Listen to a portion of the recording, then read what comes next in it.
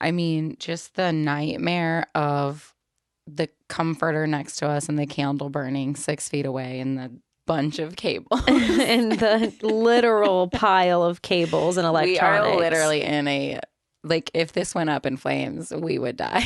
We'd be dead. Start us off. Hello, I'm Kat. What are you laughing at?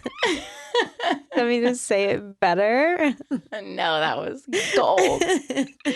And this is Melissa. Hi. Welcome. Woo. We are so excited. Yeah, we are. This was such a fun movie. I didn't realize how long it was. Princess Diaries? Yeah, it's like 2 hours. Yeah, it's super long. I'm going to try to have great posture today. I'm not.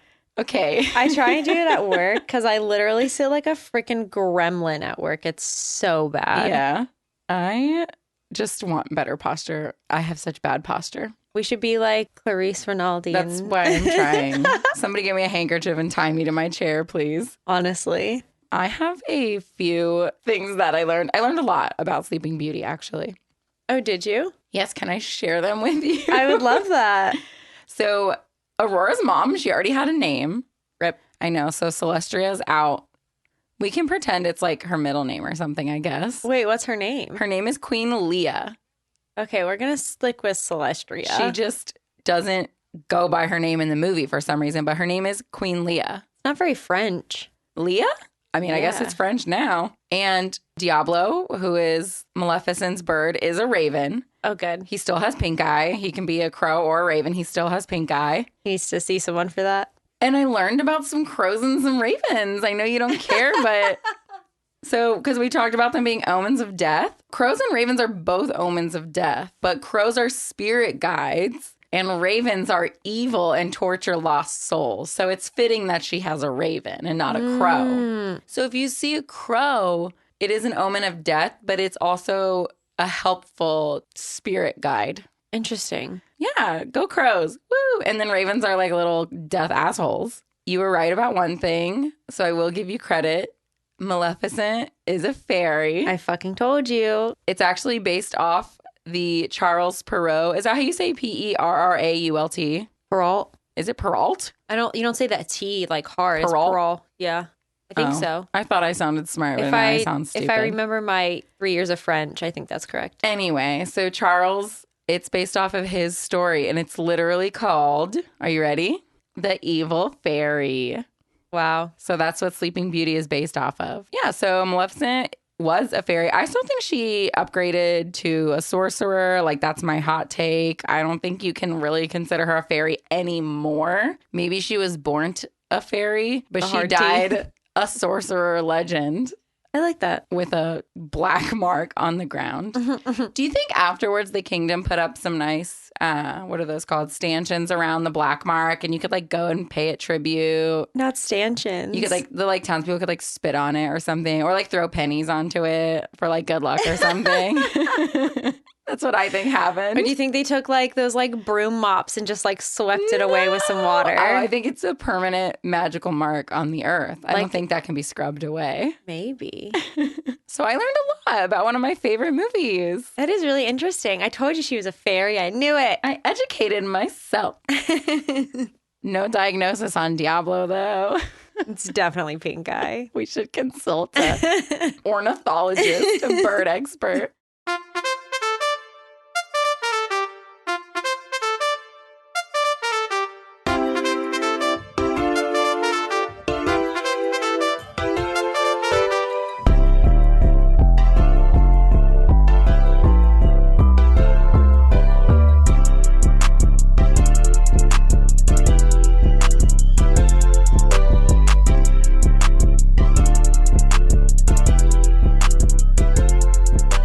Tragical. So this time, We're here to tell you why The Princess Diaries. is tragical. It's not. No, I'm kidding. It's mostly magical. It's pretty good except for the parts where they very, very far left field derailed from the books. Any movie from 20 years ago, because this movie came out in 2001, there's just some lines that they say where you're like, ooh. But that's just like the passage of time, you know what I mean? But it's just so crazy to think that the Princess Diaries has problematic lines in it. But they're very few and far between in this one. they are. I'm just going to say them at the top because it's whatever. We'll probably skip over them if we don't. But at one point when Joe in the limo, he hands heels back to Mia in the back of the car so she can change. He says that the person when he bought them asked if he wanted a bag or if he wanted to wear them out. And he was like, oh, like I would wear heels, like kind of. Yeah, he's like, San Francisco's so weird. Yeah, like, oh my God, like a man would wear heels. I don't think, like Joe was super cool about it. He wasn't like, oh, I was offended or anything, but it's just like something you wouldn't even, it just didn't need to be in the movie at all. The other one was that I realized was when Mia was crying and her mom was like, my mother told me that women don't cry. We hold it in, but you had a hard day, so you cry. No, let your children show emotions. If you need to cry, go ahead and do the cry. Even if you don't need to cry, cry. Cry, girl. Yeah. It's allowed to cry. I was like, really? Your dumb ass mother told you not to cry to be a strong woman? You can be a strong woman and cry, guys. But I think that was her point. Mia's mom, no, girl. That was not the thing to say. I would have not been comforted at all. I would have been like, oh, I'm not a strong woman because I'm crying. Great. My mom thinks I'm being a little baby. Yeah. I think that was kind of it. I think those were really the only two that I remember. There was probably more, but just little things like that where it's so just now you wouldn't even think or say, well, you would hope you wouldn't think or say things like that. No, you can be a strong woman and cry. Anyway.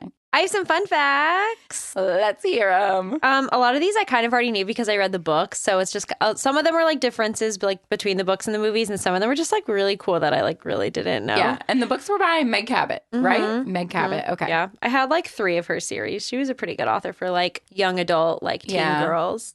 All right, let's dig in. So the scene where Mia slips and falls in the bleachers was real. Anne Hathaway had slipped while doing the scene, and director Gary Marshall thought it was really funny, so he kept it in the movie. When Mia accidentally sets the man's arm on fire in the dinner, the flames were supposed to go out when he puts his arm in the ice bucket, but it didn't. So Anne Hathaway picked up and threw the water on it as like a last measure. Like that was also an accident. Wow. And these all kind of go together. During the audition, Anne Hathaway literally fell out of her chair at one point, and that kind of like solidified her role as Mia Thermopolis. So Anne Hathaway is apparently super clumsy, and all of these things like actually happened, which like worked out for her. I love that. Isn't that so funny? Yes. I thought this one was cute. The picture of Mia's deceased father next to her music box in her room is Anne Hathaway's actual real-life father. What? And he also appears in the writing scene where he's writing the letter to Mia. That's like Anne Hathaway's real dad. Not Mr. Hathaway. Isn't that so cute? Oh, Mr. Hathaway. Oh, we love you. This one I actually did know, and I thought this one was really funny. One of the waiters in the dinner scene where Mia breaks the water glass and the waiter says it happens all the time is the same actor who played a waiter in Pretty Woman, and he says the same line when Julia Roberts flings the snail and the waiter catches it. Oh, isn't that so my cute? gosh. That's crazy. I didn't know that. Yeah, and wow. Both movies were directed by the same director, Gary Marshall. Okay. Yeah. Isn't that so funny? Gary. Isn't that cute? I love it. During the final scene when they're doing the celebratory dance, the song by Madonna, Like a Prayer, was actually what was playing on a boombox to elicit like natural dancing. But they had to keep redoing it because people would be mouthing the words to Like a Prayer instead of like the song that they dubbed over it. Who could help it? I know. So they had to keep redoing it because you could see people mouthing the words to Like a Prayer. Isn't that so funny? I loved that. You can't not mouth Madonna. Right. Honestly. I would have a hard time with that, I think. Yeah, for sure. It's such so a bop. funny. Okay, I just have a couple more. So this movie was filmed in Soundstage 2 in Walt Disney Studios in Burbank, California. It's the same stage which Mary Poppins was shot. So the stage has since been dubbed Dame Julie Andrews Studio. Isn't that so cute? Because she was in both movies. That is so adorable. So they like named the studio after her because like 2 of their like biggest movies that she was in. Wow. Isn't that cute? So in one scene where Mia Thermopolis recites one of Juliet's soliloquies from Shakespeare's Romeo and Juliet, Shakespeare's real life wife was named Anne Hathaway. And this is ironic because if you've ever seen photos of her, she looks like Anne Hathaway. And this is like, that's the end of that. But my take is there's a lot of people saying that like she's like reincarnate or like she is time traveler. Yes. Yep. She looks just like her and she has the same freaking name. And bitch doesn't age. Nope. She sure does not. Tell me she doesn't look the same right now as she does in frickin' Princess Diaries. And Collis, we would love to have you on the pod, girl. We have to know. We need to know. Are you a time traveler? What's going on there? Okay, so this one is kind of having to do with the books. So in the books, Mia's father's not dead. He actually has testicular cancer, but Disney thought that was like too much of an adult topic, so they just like killed him off, which Disney loves doing. We love killing parents in movies. So the Princess Diaries takes place in San Francisco, California, United States of America. And the books actually take place in New York City. That's like complete opposites, though. Mm-hmm. Weird. Yeah, I don't know why they changed it. I guess probably it was just easier to film in San Francisco than New York for this. I feel like all the characters are such Californians, though. Mia is in her schoolgirl outfit, getting ready for the day. Schoolgirl outfit, her school uniform. her schoolgirl outfit. Her cosplay. Her costume. Looking like Sailor Moon. And honestly, kind of. She has really big frizzy hair, and the way they just bushed her eyebrows up so hard, they probably were like, Anne Hathaway, you cannot get your eyebrows done. And she was probably like, great. No, they glued individual hairs onto her eyebrows. It took them 3 hours every day. I was going to say, you can tell there's definitely some like extras, but I'm sure she also just didn't do her eyebrows for like months. Mia and her mom live in a abandoned firehouse, which is really fucking cool. And her mom is an artist, so you know her mom makes fucking bank. Her paintings probably sell for like $9,000 each. Mia is on her way to school. The I'm Supergirl song is playing. I'm Supergirl, and I'm here to save the world, but I want to know who's gonna save me. The most early 2000s like bop. This movie is so early 2000, it hurts. Mia is throwing the trash out, and she sees her rude neighbor, Mr. Robitussin, which is a cough syrup. Yeah. And he's also in a robe, so it's just like Robitussin. Is Robitussin actually a last name? I mean, the medicine was probably named after like someone or something, so probably. It's just so funny. Like, what if your name was like Mr. Tylenol? Like, it would just be weird.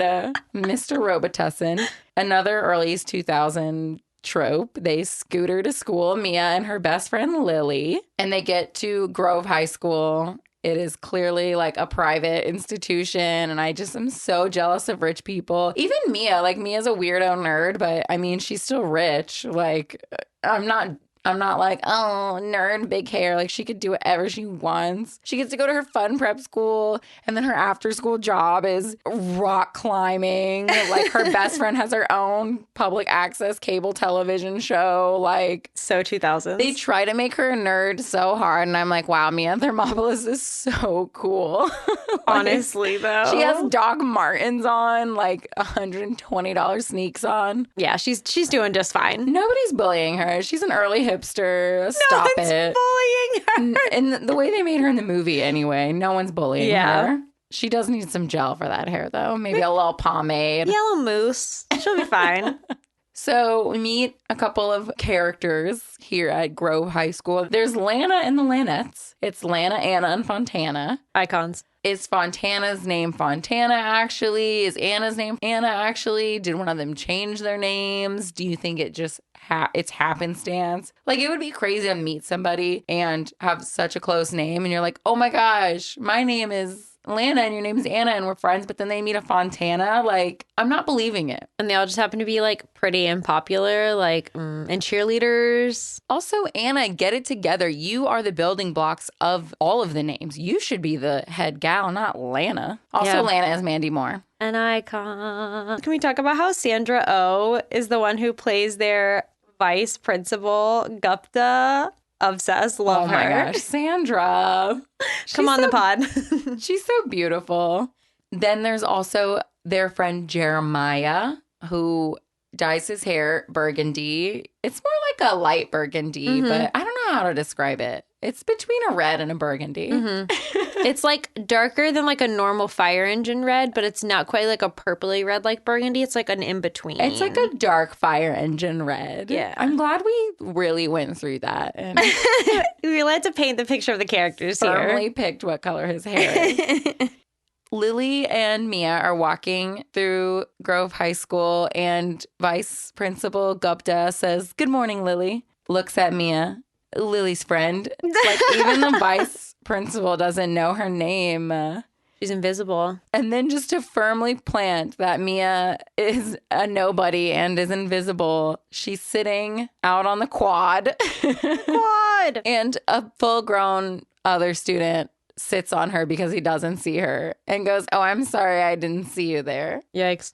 She's a nobody. Literally. And then she tells Lily, "Somebody sat on me again." Like, this has happened before, ma'am.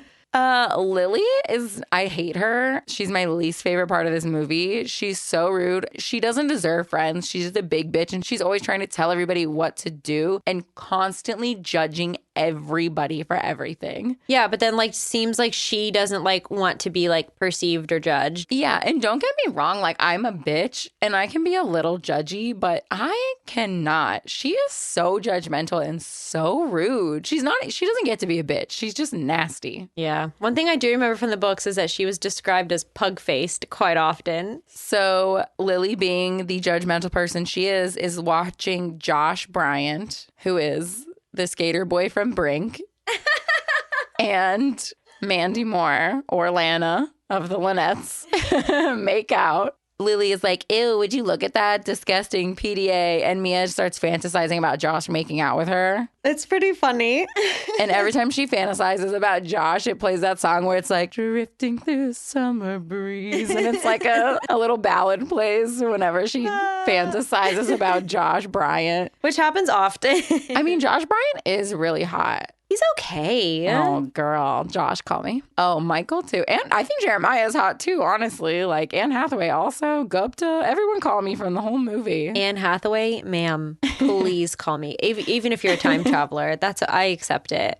Mia has debate class that day and she has to give her speech. And she goes to give her speech and she just can't do it. She's like, and then she goes to throw up and everyone's making fun of her. They call her a frizzball. It's so high school. So Mia doesn't give her speech in debate. And I was like, I love giving speeches. I had to take a speech class in college and I just thought it was like a waste of time. I just thought it was annoying. Public speaking is very important. I think everyone should have to take speech. I guess it was like the way my class was taught, I guess. I don't know. I felt like that class was I just so had to give a annoying. speech. That was my whole grade. No, we had to do like 3 different ones. We had to do like different types of speeches. Oh, really? Yeah, we had to do an argument one. We had to do one that was, we had to like convince you. So like a persuasive speech. And then there was like another one. So we had like, it was 3 different types of speeches. We all did a speech. We all came to class for like 30 minutes. There were 2 speeches a day. And that was your whole grade for the whole semester. Fontana calls her a frizzball. She throws up, probably got an F on her debate thing. And she goes to her after school job, which is rock climbing. Oh, her life is so hard. Like, she has to go to this private school and have a rock climbing job. And she lives in a firehouse with her painting mother. Her life is really cool. I'm really jealous. So Mia's at her work where she's a rock climbing. Is she like an instructor? Does she just like work behind the desk? Like, I'm sure she does a lot of things. I'm sure she, is an instructor, but also is just basically there helping people with the rock climbing stuff. Right. So Mia's at work and her mom shows up and is like, "I heard you threw up. I'm so sorry. I'll go have a meeting with your debate teacher and see what can be done about your grade. Also, just an FYI, she literally calls her alive grandmother. Your grandmother, who is alive, is in town and wants to meet you for tea." And Mia's like, for what? She hasn't talked to me in 15 years, has wanted nothing to do with me. And now all of a sudden she wants to meet for tea. And mom's like, "Yeah, pretty much. Essentially, that's it." This is a point where I was like, damn, I want a perm like real bad because Mia and her mom just have gorgeous, curly, beautiful hair. Yeah, Melissa and I sat here for about 10 minutes debating if one of us or both of us should get perms. I was like, should we get perms? Should we bring perms back? I mean, both of them clearly have permed hair. It's not like Anne Hathaway and other lady. Like, those are clearly permed curls. Those are not natural curls. So Mia and Mia's mom are rock climbing, and Mia was like, didn't this bitch like make you and dad get a divorce? And she's like, not exactly. But yeah, we haven't really had the best relationship. So Mia doesn't really want to meet her long lost grandma, but she agrees to go do it because Mia's mom says, it's your dad's mom, just do it. So the next day at school, it's music class, and Mia is playing the drum, which is like, honestly, she's not good at anything, but she can hold a rhythm on the little drum there. She's just like, bump, bump, bump. She can do that. Good for her. She's doing great. And Lana and the Lynnettes are dancing like whores. No, I'm kidding. They look great. And then the teacher's like, okay, band practice over. We're going to sing. And they get on their little choir bleachers and they sing. Catch a falling star and put it in your pocket. Never let it fade away. A beautiful song. Clearly, we're singing musical artists. And I mean, Tragical, the album coming out this year. Mia goes to see her grandma at the Genovian consulate. They let her through the gate. And she walks on the grass and it yells at her in about 45 different languages to get off the grass. It's honestly one of my favorite parts of this whole movie. The door opens and a butler greets her, and there's like a CIA guy there, and he searches her backpack and crushes her soy nuts. Oh, not the soy and nuts. Charlotte, who is her grandma's assistant. Yeah, she has some crazy term. Melissa and I were like, were we supposed to know what that means? I was like, I don't know what Charlotte just said. Guys, watch the movie. Charlotte's like, oh, I'm the... Blah, blah, blah, blah, blah. It was French to me. It was Genovian to me. Not Genovian. So Charlotte greets Mia, and Mia's like, you got some pears in your flowers here. Didn't know if you knew. And she's like, yes, those are a Genovian symbol. I guess Genovia's big in the pear market. Yeah, man. And then Queen Clarice is in the house. She's here. She has arrived. Mia says that she looks so fresh and so clean. And Clarice is like, you look so young. Like, okay, weirdos, what kind of exchange is this? Like, she's not ugly. Like, she has bushy eyebrows and big hair, but she's not bad and looking. She's supposed to be 15. So, yeah, she looks young. She's a 15-year-old. Clarice gives a trinket box and a necklace to Mia, and she's like, okay, great, and just like shoves it into her backpack. Clarice is like literally freaking out watching Mia shove and throw this priceless family heirloom into her grungy little backpack. Just probably like a 5,000-year-old trinket box. She's like crunching in there with her soy nuts. Her soy nuts! So they go to the garden to have tea, and this is just the life I want. There's no less than 3 waiters off to the side, just at their beck and call. Can I be the queen? I wouldn't mind being royalty. I think we could handle it pretty well. Oh my gosh. We would, no. We'd have to delete this podcast from the internet, but it's fine. I'd take it. So Clarice tells her that her dad was the Prince of Genovia, and that means she's the Princess of Genovia, and that Clarice is the Queen of Genovia, which is a tiny country between Spain and France. Mm-hmm. But it's not real, you guys. No. So actually the place between Spain and France is a small country called Andorra, but they just pretended that didn't exist, and now it's Genovia for this movie. It's Genovia. Mm-hmm. And we're all going there. Woo! Let's go. Let's go get some pears. Tragical family trip. Woo! At this point, I was like looking off at the butlers, wishing they were mine. And can you just imagine being the butler to a royal family? You know all the tea. You hear everything. You know all the tea. They probably are in the kitchen just gossiping all the time, like with the cooks and stuff. I bet it's so much fun. I'm sure they literally know everything. When Mia finds out she is a princess, she tells Queen Clarice to shut up. Which the queen does not take well. She's like, I'm sorry, you just told me to do what? And one of the butlers, waiters, men in waiting. I don't know. Men in waiting. I don't know their titles. House person. He comes over, the house man comes over and says, Queen Clarice in America, shut up can mean wow, gee whiz, or golly wolly, which I don't know about you guys, but I say golly wolly just about 43 times a day here in America. It was golly wolly for me. Mia kind of panics and she quite literally runs away. She runs back through the house, almost knocking priceless heirlooms over, runs across the grass, and makes her exit. And they're all like, what just happened? So the queen goes over to her bodyguard, who is just a cool cucumber, and we love him. In all leathers. Yes, he's in all leather, just a sexy bald man in black skinny sunglasses. What's not to love? And his name is Joseph. Mia is at home and she's super mad at her mom, like who wouldn't be? And her mom explains she just wanted her to have a normal life. She didn't want her to be exposed to being royalty or whatever. So the next morning, Queen Clarice is at the firehouse talking to Mia's mom, and Mia comes down. The queen begs her to be the Princess of Genovia, basically, and is like, we want to present you at Genovia's annual Independence Day ball. And Mia just can't handle it and runs to her tower, which is just like the highest room in the firehouse, I suppose. Yeah. And she's kind of freaking out. She's like, I just want to disappear most days. I don't really want to be a princess. And her mom's like, well, why don't you do princess lessons? And then if you totally don't want to do it, you can just go to this ball at the end of this and say, I don't want to be the princess. And that'll be that. But at least try and go to the ball. We love a compromise. Queen Clarice is like, I can handle that. Sounds good. And Mia's like, great. See you after school for princess lessons. I want to take princess lessons. I think you can. I think it's called the Rainbow Girls. Didn't our aunt do that? Probably.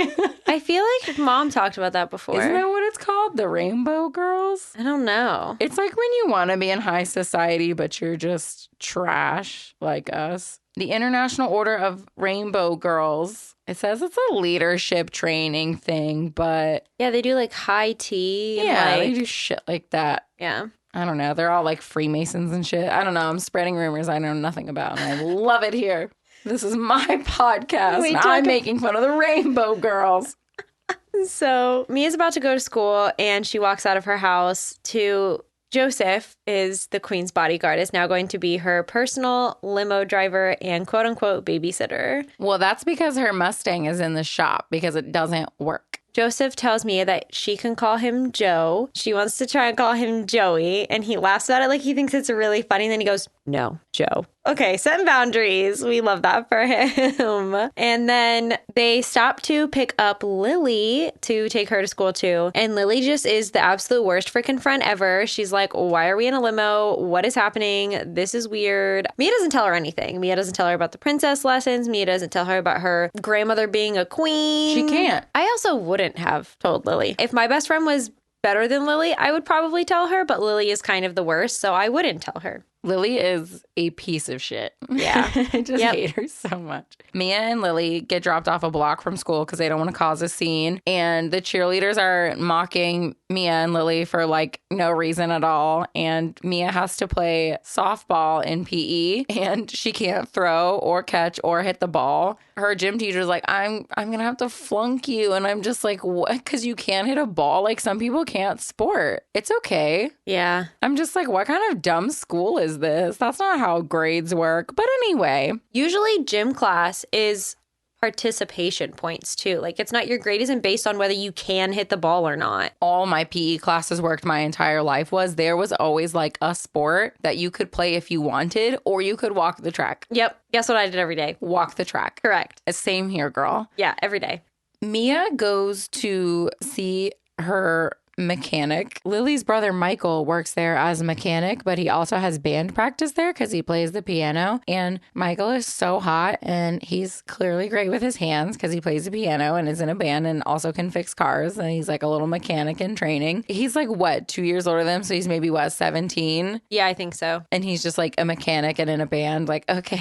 He also really looks to me as though he is a very hot mixture of Ringo Starr and John Lennon, like smashed together into one person. Okay, I can see it. And he has like the Beatles style 70s like hair. And I just think he's so cute. He is. And Mia finds out that it's $400 to fix her car. And she was like really upset about it. And I was thinking, first of all, if Mia needs $400, like I'll just lend it to her. It's like not that big of a deal. No, I'm totally kidding. But I don't know. $400 isn't that much. Especially not to fix a vintage Mustang. Her mom's an artist. Her mom should just pay for it, but it's fine, whatever. And then Mia goes to her princess lessons and falls out of a chair. So it's going great. And when she gets home, she finds out that her mom is going to go out with her debate teacher because I guess that parent-teacher conference went really well. And Mia's like, people are going to make fun of me. And her mom is like, do you know how hard it is to find a nice man in San Francisco? And I was like, yes, Mia's mom. I'm all on her team. I'm like, do you know how hard it is to meet a nice man? It's hard. Yeah. Let her date your debate teacher. What did she say? A man who doesn't have hair plugs? Like, yeah. Oh, that was the other one where she was like, it's hard to find a man who's not covered in tattoos and piercings and has hair plugs. I would like my men to be covered in tattoos and piercings. First of all, in 2021, you can have tattoos, you can have piercings, and baby, you can have hair plugs. Yeah. Mia's mom. She's not as forward thinking as I thought she was when I was a kid. Yeah. Mia's really just not having a good week. Mia's at school. She's in gym class again. Poor thing. And Josh is trying to tell her about soccer balls. And she's just, yeah, like she's dying. She just loves him so much. But he's super hot, so I get it. Mia has to change in the limo to get to her princess lessons. At her princess lessons, she has to learn to dance. She has to learn the wango. No, I'm just kidding.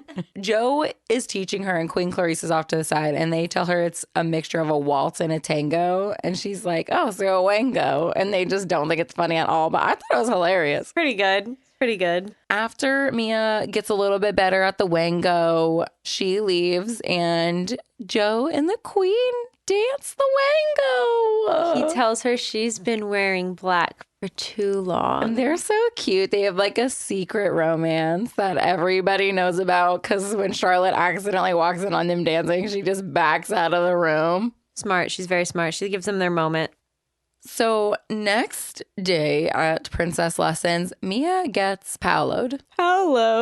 Paolo comes with his two assistants and they make over Mia. They relax her hair and pluck her eyebrows and teach her how to put makeup on. And she looks like a beautiful princess. He also smashes her glasses. Well, he breaks Mia's glasses and tells her to wear contacts, but her hair also did break his brush. Very fair. I mean, a nice hairbrush costs about the same as glasses, I feel like. Mm-hmm. It was necessary. Before they leave, Charlotte makes them all sign NDAs, basically like Paolo and the assistants, because nobody can know that Mia is the princess of Genovia. The next day, Mia picks up Lily and Michael in the limo, and Michael is like, wow, you look beautiful. And Lily is like, you look like a stupid bitch, because IRL Lily is the stupid bitch. Yeah, she tells her she looks weird. Like, what a horrible friend. And Mia literally starts crying. And then when Mia gets out of the car, Joe gives her a pep talk. Joe's like her dad. I love it. He's so great. He's like, you can only be made fun of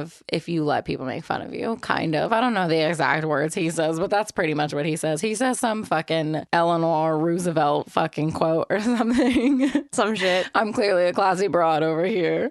So Lily and Mia are walking the block from where the limo drops them off to school, and Mia finally blows up on Lily because Lily's a horrible friend. She called her ugly. She told her she looked weird. And Mia is like, listen, I have a lot going on. And Lily's like, I know you have a lot going on, but you're not telling me what's going on, so I can't be a good friend to you if you don't explain it to me. And then Mia finally tells Lily that she's the princess of Genovia. And Lily's like, oh my God, I totally get it now. That makes so much sense, which I don't care what the excuse is. I think Lily's a horrible friend. You've been so mean to your best friend. You literally just admitted that she is going through something, and instead of silently supporting her or whatever, you're gonna bully her into making her tell you. Yeah, Lily's the worst. She is the worst. I can't stand her. Yeah. So Mia tries to wear a bucket hat. Again, we are here in the early 2000s. And that works for about 10 seconds because Lana is like, I'm pretty sure there's a school policy where you can't wear a hat. So the teacher makes her take her hat off. But everybody likes it. They're like, ooh, Mia, you look beautiful. And she's like, oh, yeah, thank you so much. But even with them telling her she likes it, they're still bullying her. Because like, oh my gosh, she's trying to be cool now. Like, let her have a haircut. Yeah, but she knows she looks hot, though. That's fair. So Mia and her mom have the night off, so Mia doesn't have to go to princess lessons, and they are throwing darts at paint that is in balloons on a large canvas, and it looks like shit. And I'm glad they had fun, but that painting literally looks like a trash can. It's too many colors mixed together. It made me angry. Maybe that's the emotion they were trying to invoke with that painting. Oh, is that it? Oh my God, I understand art now. It just looked like a sloppy, annoying mess. And I'm sure it took 2 hours to get the paint into the balloons and then like tape them to the giant canvas. And then they were like, they got it all over the floor. Like it was super dirty. Yeah, that was a lot. They were wearing ponchos. Like they were freaking riding Splash Mountain. Like, what are we doing here? It makes me so mad every time I watch it. Yeah, it's pretty stupid. I hate that, but I'm glad they had a fun night of bonding. Mommy-daughter bonding time. I guess so. The next day, Michael and Mia are walking to school together, and Michael's like, oh, do you want to come by and, like, we can, like, work on your car and, you know, the band, we might play for a little bit. And she's like, oh, like a date? And Michael's like, no. And Mia's like, oh, okay, yeah, I know.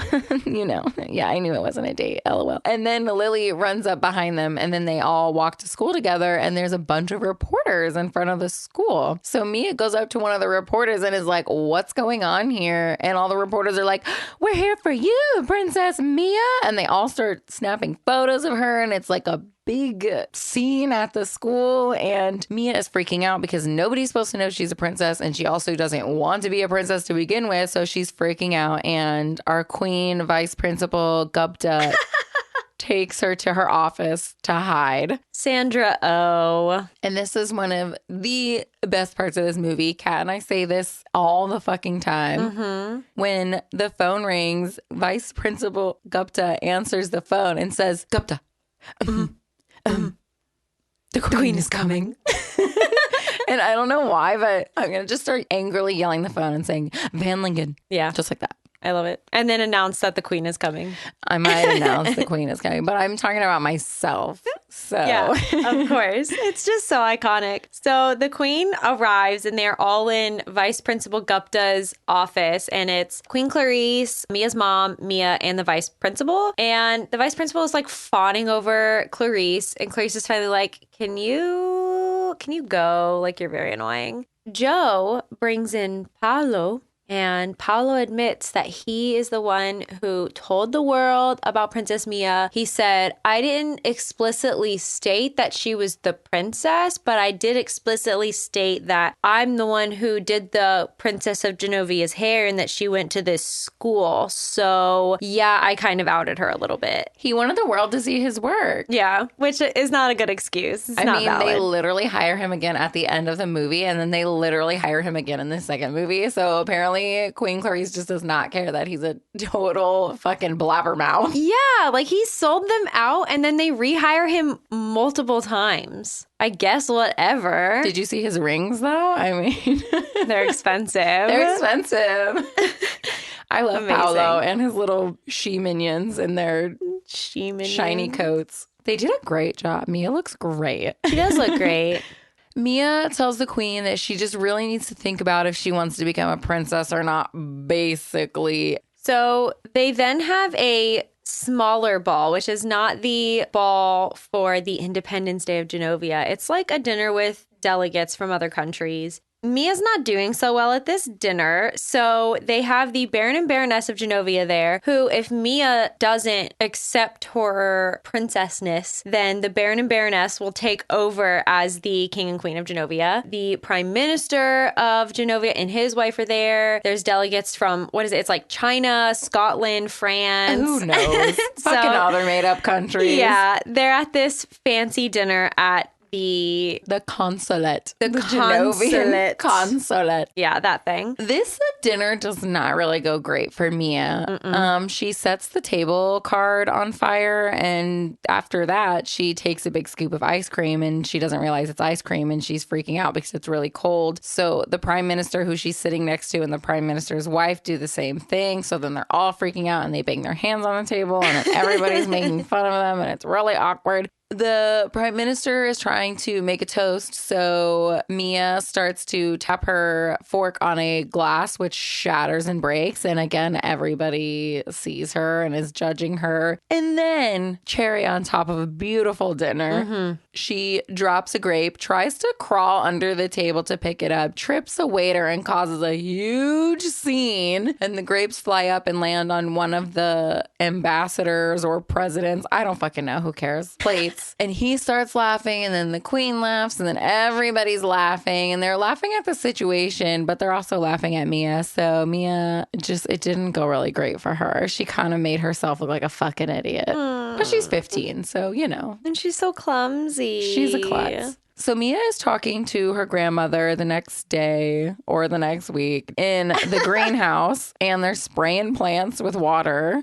Queen Clarice can tell that Mia is really upset about the dinner, and she's like, why don't we just have some fun today? Like, we don't need to do princess lessons. Let's just go have a great San Franciscan time. San Franciscan time. I like that. Mia and the queen go to get the Stang. They go to an arcade, which doesn't seem like fun to me at all, but okay, have a good time. I feel like there's much cooler things to do in San Francisco, but maybe that's just me. They did drive the Stang over the bridge, so that was probably really cool. Yeah. And then they eat a corn dog by the bay. Ew. Yeah. Can't say I've ever wanted to eat a corn dog, but I can understand the appeal, I guess. No, even when I wasn't a vegetarian, I hated corn dogs. So Clarice and Mia are talking, and Mia asks if her father always wanted to be a prince, which, I mean, honestly, though, he really didn't have a choice, but he was also raised knowing what he was. Well, what she says is that her oldest son wanted to be a priest. And then Mia's dad, his brother, decided to be a priest. He knew he was going to be king, but he genuinely loved Genovia and like really wanted to be the king. And when he met Mia's mom, they like fell in love and everything. And he was like, oh my gosh, I have to choose between this beautiful artist in San Francisco and like a normal life or my country that I love so much. And he chose his country. He loves Genovia. He's a Genovian stan. I mean... Not a Genovian stan. So he had to leave Mia's mom behind, and Mia's mom was pregnant and had a baby, which is Mia. Great. Love that. So later on, they're driving back to the consulate in the Stang. This car just had $400 worth of work done on it, and it still struggles a little bit. As everyone knows, San Francisco is super freaking hilly, and this car is hardcore struggling to get up some of these hills. I don't think the car was struggling. I think Mia doesn't know how to drive. Also that. Yeah, that's what it is. 15, and she has her learner's permit, not even her license. She has no idea how to get a manual transmission up a steep hill in San Francisco. She has not a clue. Correct. And her Stang starts rolling backwards on a hill, and she goes to pull the emergency brake, rips it out of the car, and the Mustang rolls backwards into a trolley. Yikes. The cop is there, and he wants to take Mia downtown, but the queen decides to fake night the transportation engineer, aka the trolley driver, and the law enforcement officer, aka the cop. They're going to be in the Genovian Order of the Rose. Oh my gosh. Which she made up right then and there. So the queen fake knights the transportation engineer and the law enforcement officer, and all the trolley people clap, and the cop decides he's not going to take Mia downtown, of course, because now he's the fucking knight of the Genovian Pear Rose Corporation or what fucking ever. Pear Rose Corporation. And the cop also drives them home. So they got out of it. We love the queen. The next day at school, Josh invites Mia to the beach bash. And when she says, like a date, Josh is like, of course. Unlike Michael, who was like, no, it's not a date. We're just hanging out. Right. Like Josh a man. is a real man. No, I'm kidding. He's not. He's an ass. But also, every single person who used to accidentally sit on Mia or ignore her or bully her are all now like, oh my God, hey Mia, what's up? Oh, hey Mia, how are you doing today, Mia? How's it going today, Mia? Like, you're all assholes. Yeah, but she's 15. She hasn't learned all those lessons yet. She does, though, by the end of this movie. Well, for sure. It's just such a high school thing, though. Like, once something sets you above everyone else, everyone wants to be your friend. Yeah. Ew. Mia has to cancel on Michael, and he's super butthurt about it. But, I mean, if you would have said it was a date, Mia probably wouldn't have canceled on you to go hang out with Josh. So, I mean, like... Go off, sis. You Michael, right? You fucked up. I would have rather dated the Beatles boy than the Beach Boy. Oh, me too. Oh, if I had to pick? Ooh, I don't know. I think Josh is taller, and he has a boat. Mia and her mom are chatting about the beach bash, and Mia tells her that she hopes Josh kisses her and that her foot pops. She wants a foot popping kiss. Like in the movies. You know, your foot just goes pop. Beep. So we're at the beach bash, and Josh's little schooner, it's not even really like a boat. I don't know what it is. I guess it's like a sailboat. Mm-hmm. Anyway, it's called the Josher, which is fucking dumb. And just another iconic song, scene, gorgeous choreography. Lana and the Lynette sing Stupid Cupid. Yeah, and Mandy Moore does her little Stupid Cupid, stop picking on me. It's the best song ever. Love Mandy Moore. I mean, it's just a great song. I hope they got a record deal out of that because that shit slapped. Lan and the Lanettes. So Lily is doing her cable show, which is on public access television, and she had invited Mia onto the show. So while Lily is waiting for Mia to show up, which she's not gonna. Yeah, Mia forgot to cancel on Lily. Yikes. She has... What's his name? The redhead guy? Jeremiah. Jeremiah is doing some sleight of hand and some magic tricks to distract while they wait for Mia to show up. Yeah, and Mia doesn't ever show up, so it's just an hour of magic tricks with Jeremiah. So Lily is pissed. But you know what? Fuck Lily, so... Yeah, bitch.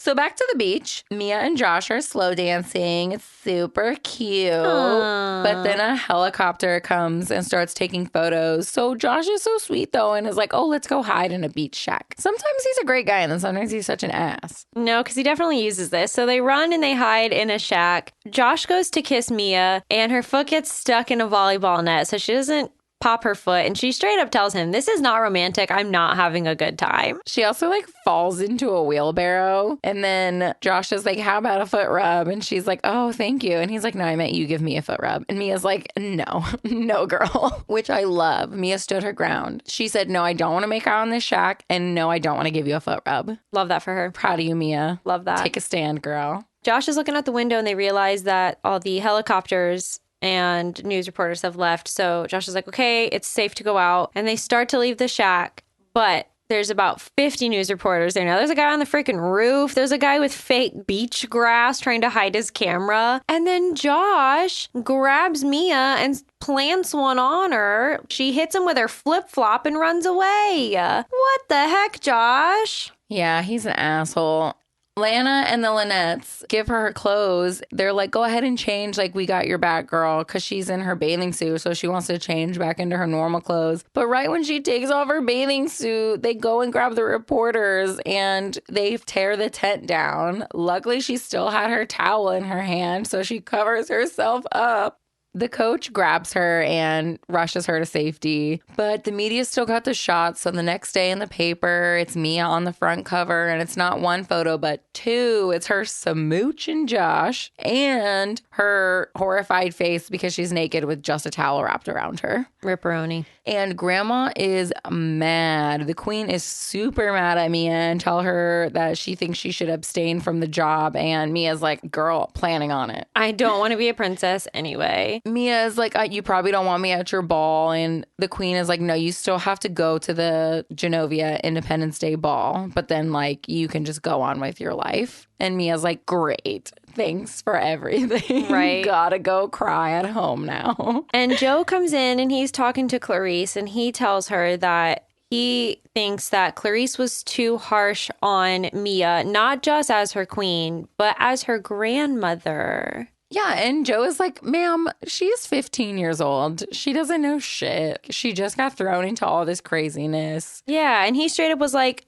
that teenage boy manipulated her. So did those girls. He was like, I don't think you really thought about how this was going from her perspective. And I think you need to take a moment. And I think she's ready for this. And Clarice was, you know what? I think she is too. We'll see how this all goes. So Mia finds Lily at school and she's trying to apologize, and Lily is super upset, obviously. I mean, Mia was like, I just have so much going on. I just totally forgot to call you and tell you, and it doesn't matter anyway because I'm not going to be a princess. And Lily is like, wait, you're not going to be a princess? And Mia's like, no, I didn't take the job. It's so stupid. I don't want to be a stupid princess. And Lily is like, you being a princess is probably like the coolest thing that's ever happened to anybody on earth. So what the fuck? And the whole movie, she was like, oh, stupid. Don't be a princess. I hate Lily. But also her reasoning is the fact that Lily's whole thing is that she's obsessed with helping animals and being a vegetarian and helping out with the planet. She's a big advocate for the world and the world's animals and everything like that. Yeah, which is so great. Except for her reason that she wants Mia to be a princess is so she can continue to spread those things. She literally says to her, oh, I think it's great that you're a princess because you actually have like a voice where you could save the planet, which is great. Don't get me wrong. But it's not the fact that Mia's like finally finding herself, is becoming more comfortable with who she is as a person. No, it's just because she can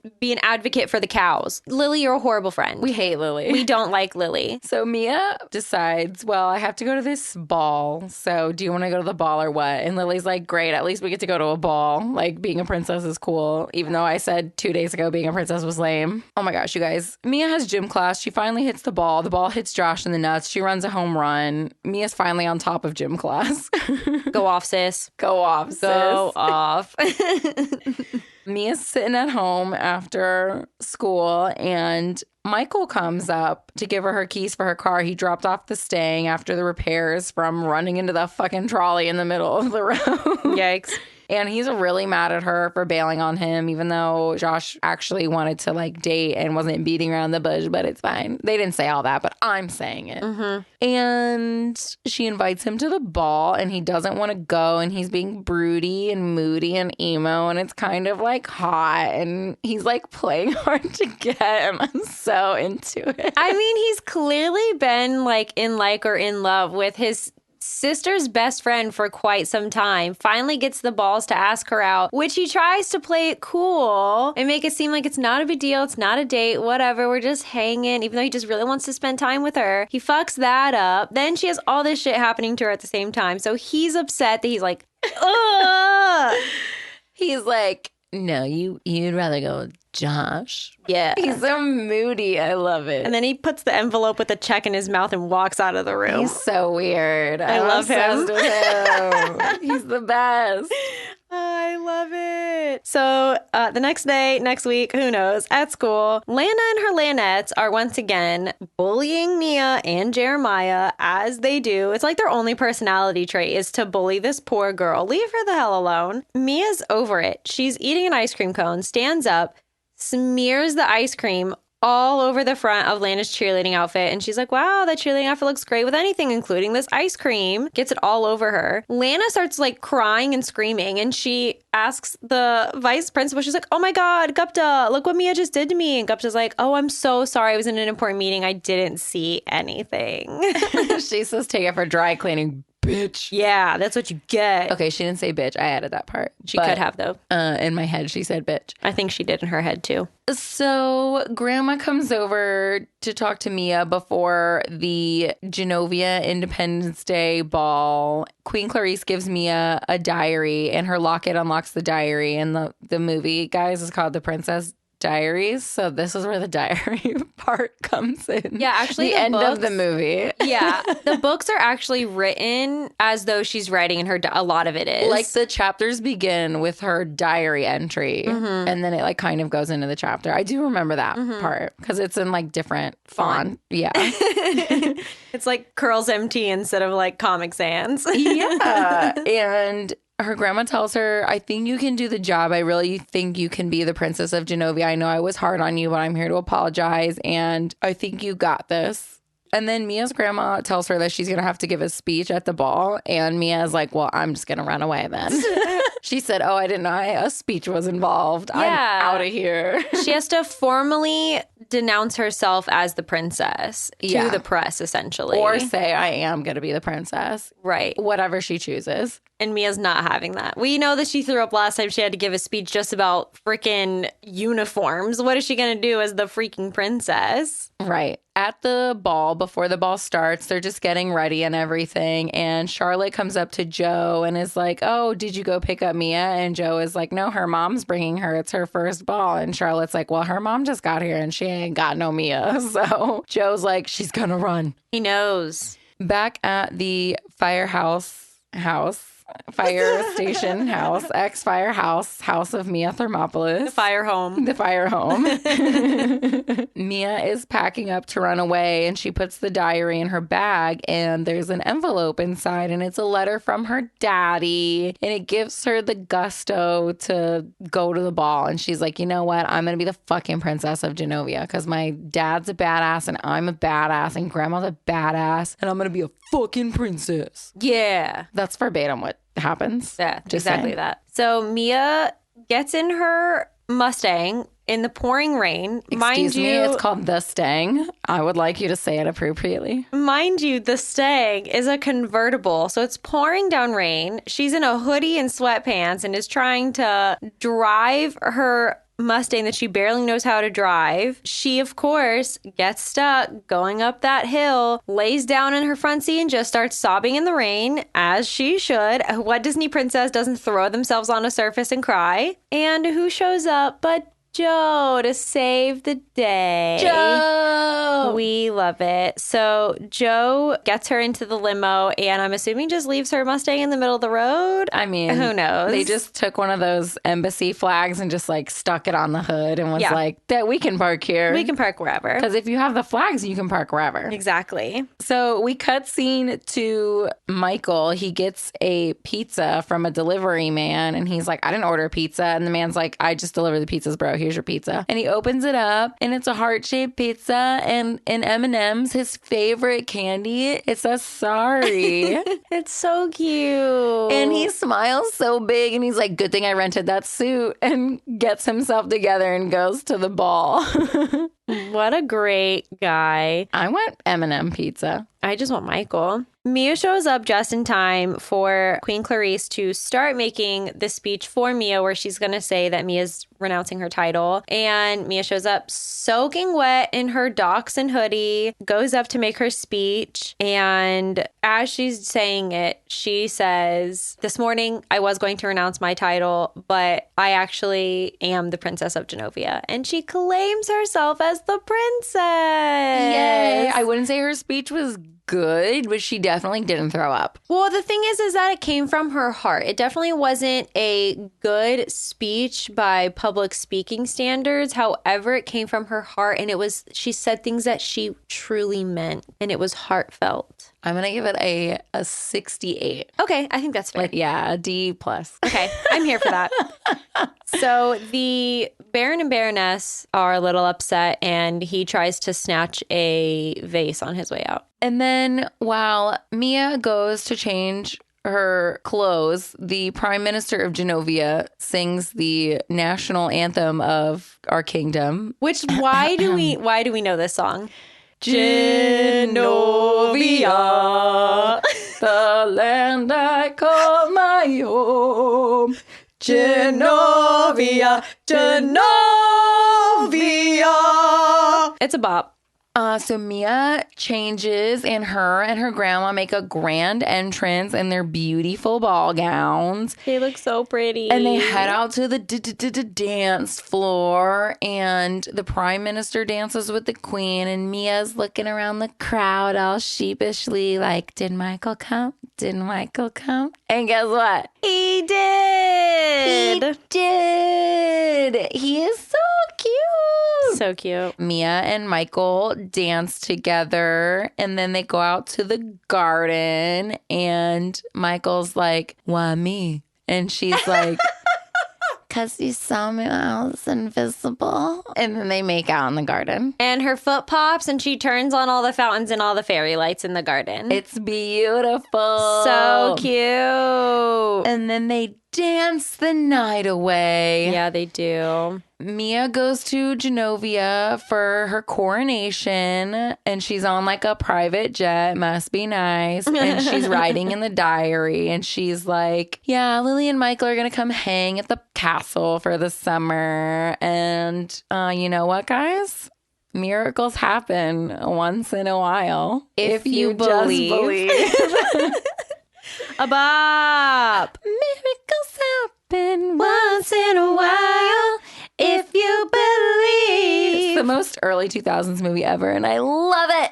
And that's the end. Yay. And Princess Diaries 2. Okay, here we go. The royal engagement. I'm just kidding. What if we did that, though? That movie pisses me off because all of it is incorrect. She marries freaking Michael, not Chris Pine. It's such a good movie, though, to be honest. Do you want to go first? Sure, I'll go first. I'm ready. I gave The Princess Diaries 8 out of 10. I freaking love this movie. It's not one of my favorites, but I do really enjoy it. So I put it at number 16. It's under Cinderella and above Emperor's New Groove. Ooh. Emperor's New Groove was hard. I was like, I always ask myself, would I rather never watch Emperor's New Groove ever again, or would I rather never watch The Princess Diaries ever again? Like, that's what I tell myself when I'm ranking these. And it just squeezed right in there. I would take Cinderella over this, though. All right, mine ranks pretty high. It's actually one of my favorites. And I don't know if it's just because I loved the book so much, but this movie, I absolutely love everything about it. So I gave it a 10 out of 10. And it's at number 6 for me. So it's underneath Frozen, but above The Lion King. Okay. Yeah. So you'd rather watch this than The Lion King forever and ever? All right. I love this movie. I like it. Woo! Are you ready to guess? Oh my God, I'm so excited. I'm ready. I kind of gassed this up, so I hope you're excited.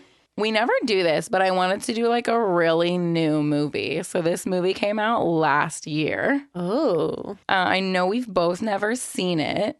Okay. And I have like no idea what it's about, but I know that there's like a super sick van involved and that the main characters are brothers. Onward? Yes! Yay! This is the first really new movie that we've both done. Never seen it. I'm so excited. Right? You haven't watched it. Mm-mm. Oh my God. First time together. We might have to watch it twice.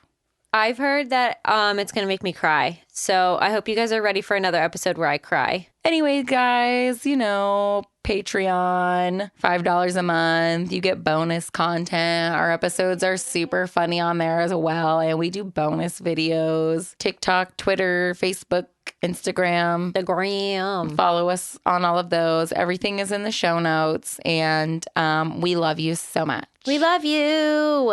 Goodbye. Bye. Miracles happen once in a while if you believe. These opinions are our own and are in no way associated with the film or the film's production company. The cover art for Tragical was created by Johnny the Alchemist. The theme song for Tragical was produced by Jahreezy, Contact info for both artists can be found on their Instagrams. which are linked in the show notes. Thanks for listening. To Tragical. In one scene, Mia Thermopolis recites one of Juliet's soliloquies from Shakespeare of Romeo and Juliet, the rose of any other name, blah, blah, blah, which is ironic because I'm not going to say the whole freaking thing. You guys know it. I don't know it. It's like a rose by any other name would sound just as sweet. I don't know the whole thing. I didn't write it down, but it's that part. Everybody Anyway, knows it though. everyone does. Started over, I roasted you. Okay. Also, Lana is Mandy Moore, who is not acting at all. I firmly believe that is what Mandy Moore is like in real life. I think she's a huge wannabe popular bitch. No, I'm kidding. Don't come for Rapunzel like that. What if I just decide to hate Mandy Moore for no reason? I love her. My professor was like, "You were born to give speeches," and I was like, "Thank you so much." I Thank you. I got good grades on all 3 of mine. I did really good on mine. Oh, good for you. Catch a falling star and put it in your pocket. Never look. Oh, we were on different parts.